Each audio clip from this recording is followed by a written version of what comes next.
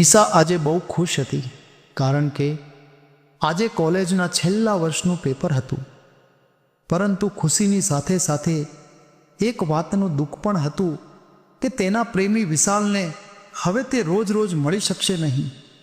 બંને એકબીજાને તેના જીવનસાથીના રૂપમાં જોઈ રહ્યા હતા અને સાથે જીવન જીવવાના સપના પણ જોઈ રહ્યા હતા.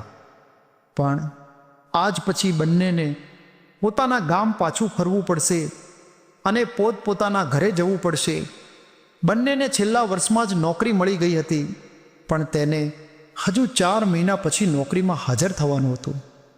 અને બંનેએ નક્કી કર્યું કે આ 4 મહિનામાં બંને એકબીજાને ખૂબ પસંદ કરે છે અને તે વાત તેના માતા પિતાને સમજાવશે.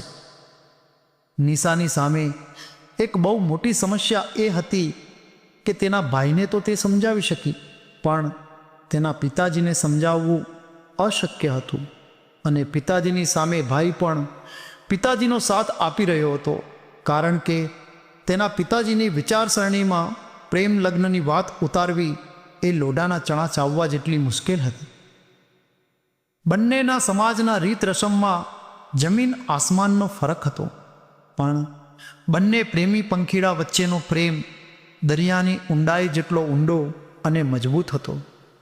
હવે નિશાની નોકરી શરૂ થઈ ગઈ હતી અને તેની માતા તેની સાથે શહેરમાં રહેતા હતા અને પિતાજી પણ ગામડેથી આવતા જતા રહેતા હતા. જ્યાં સુધી દીકરીના લગ્ન ન થઈ જાય ત્યાં સુધી મા બાપનું મન ચિંતાતુર રહેતું હતું અને સારા છોકરાની તપાસ ચાલી રહી હતી.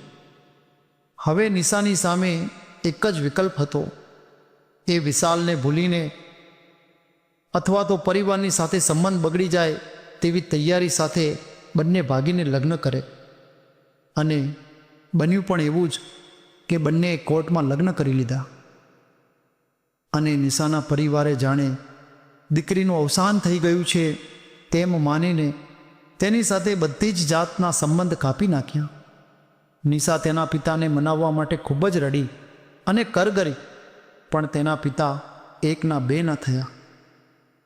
નિશાને ભરોસો હતો કે પિતાજી અત્યારે તો ગુસ્સામાં છે, પણ થોડો સમય વીતતા તેના પિતાજી તેના આ લગ્નને સ્વીકારી લેશે. પણ વર્ષો સુધી તે સમય આવ્યો જ નહીં અને તેનો પિયર સાથેનો સંબંધ હંમેશને માટે સમાપ્ત થઈ ગયો.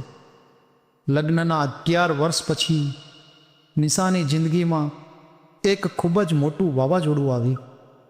અચાનક નિશાની બંને કિડનીએ કામ કરવાનું બંધ કરી દીધું. ત્યારે નિશાને સંતાનમાં એક 7 વર્ષનો દીકરો જ હતો. વિશાલ એક સાથે અનેક સમસ્યાનો સામનો કરી રહ્યો હતો. તેમાં કિડની શોધવાની વધુ એક જવાબદારી આવી પડી. ઓપરેશન ઝડપથી કરવાનું હતું અને કિડની દાન કરવાવાળાની તપાસ જોરશોરથી ચાલી રહી હતી, કારણ કે નિશાની પાસે સમય બહુ જ ઓછો હતો. બીજા દિવસે વિશાલને ડૉક્ટરે બોલાવ્યો અને કહ્યું કે અભિનંદન, તમને જોઈતા બ્લડ ગ્રુપની કિડનીનું દાન મળી ગયું છે. વિશાલે પૂછ્યું કે ભગવાન જેવો કિડનીનો દાતા કોણ છે? ત્યારે ડૉક્ટરે કહ્યું કે હજી સુધી તો મારે તેની સાથે ફોન પર જ વાતચીત થઈ છે. ખૂબ જ ઝડપથી ઓપરેશનની તૈયારી થવા લાગી અને ડૉક્ટર દ્વારા સફળતાથી ઓપરેશન પૂર્ણ કરવામાં આવી. 2-3 દિવસ પછી નિશાની તબિયતમાં સામાન્ય થતાં વિશાલ ડૉક્ટર પાસે ગયો અને કિડની આપનારને રૂપિયા આપવાની અને મળવાની વાત કહી. ત્યારે ડૉક્ટરે કહ્યું કે તે વ્યક્તિ તો આજે સવારે જ હોસ્પિટલેથી રજા લીધી અને નીકળી ગયા છે. તેનું નામ પૂછતા ડૉક્ટરે કહ્યું કે તેને રવિ બતાવ્યું છે.